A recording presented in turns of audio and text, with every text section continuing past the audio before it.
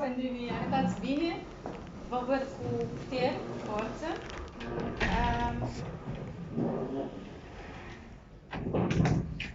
Și astăzi am plăcerea să vă am alături de mine la o prezentare. Prezentarea dată e despre o firmă, o agendă cehă, care produce peste 2000 de produse. Niște produse unice, niște produse unice. Am emoții, înseamnă că-s bine. Înseamnă că-s bine. Ce vreau să vă spun?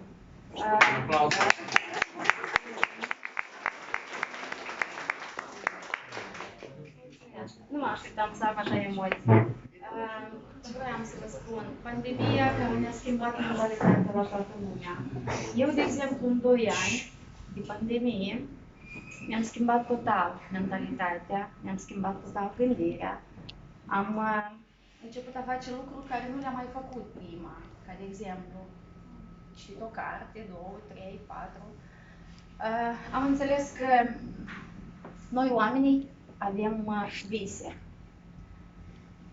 De mici copii, toți avem vise. Unul are vis să devină medic, altul are un vis să devină un avocat.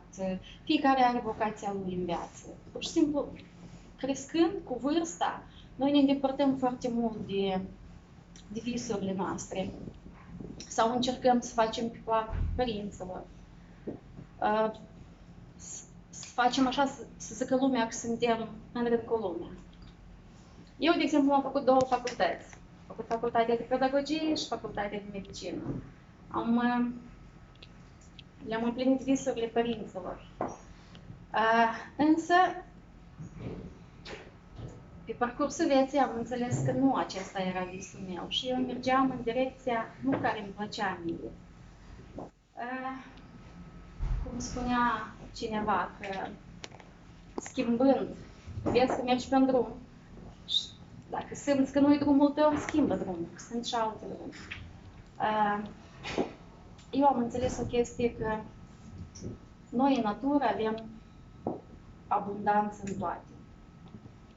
Frunzele cu copaci sunt multe, iarba e multă, păsări multe, apă multă în oceane. Numai noi suntem limitați și ne gândim că noi nu avem bani, noi nu avem timp, toate că timpul îl avem foarte mult. Și bani, după cum spune un autor într-o carte, că noi toți avem posibilitatea să fim bogați. Și simplu, noi nu avem scop. Nu avem un scop bine definit. Ca să avem un scop, noi trebuie zilnic să ne scriem pe foaie ce e planul nostru. Planul, vreau să fac aceea, vreau să fac aceea. În toată ziua trebuie să avem un scop. Dacă știți cineva din voi cartea Tată sărac, tată bogat, acolo e spus că dacă ai un scop bine definit, ce voiam să vă spun? De 3 luni de zile, spune că creierul nostru în 60 de zile își schimbă, învață ceva nou. Adică prinde careva ceea ce nu am mai făcut. Eu am 82 de zile, le-am numărat acum dimineața, de când la Essence. Da, am 82 de zile, creierul chiar s-a schimbat. Chiar gândesc altfel, mă trezesc altfel, mă culp cu alte gânduri, mă trezesc cu alte gânduri. Ce am vrut să vă spun? Urmați-vă visurile, că niciodată nu-i târziu. Niciodată nu-i târziu să învățăm ceva nou.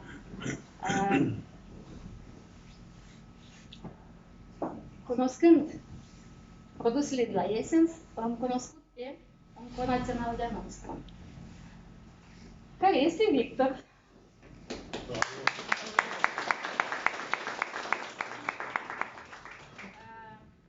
Ce să vă spun? Victor e ca un medicament, care dacă îl găsești la timp... Energizant. Dacă îl cunoști la timp, te încarcă cu energie și îți tratează toate bolile. Te motivează. E un om de o valoare deosebită. Un om care a avut răbdare să-mi explice absolut totul. Îi mulțumesc mult lui Victor. Nu vă gândiți că am numai un sponsor. Am doi sponsori, l-am și pe Claudiu. Și asta nu-i tot, l-am și pe treilea sponsor, care e soțul meu.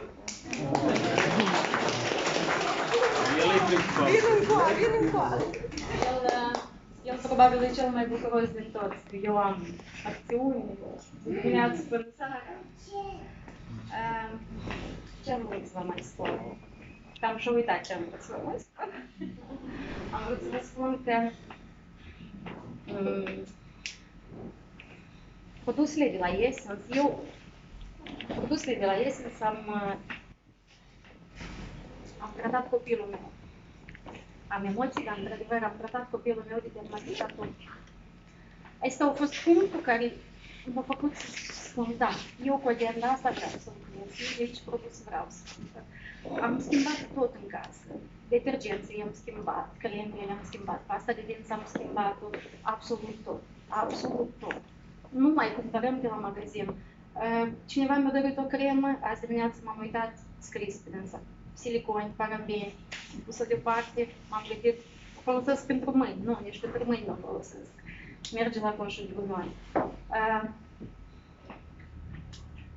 Se mai spune că cele 5 persoane care ne înconjoară pe noi suntem media lor. Ce am vrut să vă spun? Aici în sală se află cele 5 persoane care fac media mea. Asta 5 persoane. Voi vă știți care sunt 5 persoane în echipa mea. Da. Mulțumesc, Lidia. Ce vreau să vă spun? Vreau să vă mulțumesc și vreau să vă spun că fără ajutorul vostru nu era să atingem niciun rezultat. Mă bucur că ați avut încredere. Spune că dacă ești înconjurat de 5 milionari, tu ești a 6-lea. Asta vreau să vă spun și eu vouă. Sunt înconjurată de voi 5 care sunteți top. Top. Alții nu fac într-un an, că am făcut noi în 3 luni. O spun cifrele, nu o spun eu. Ca să nu întingem timpul, îi dau voi lui Victor. Vă spun mai multe. Bravo.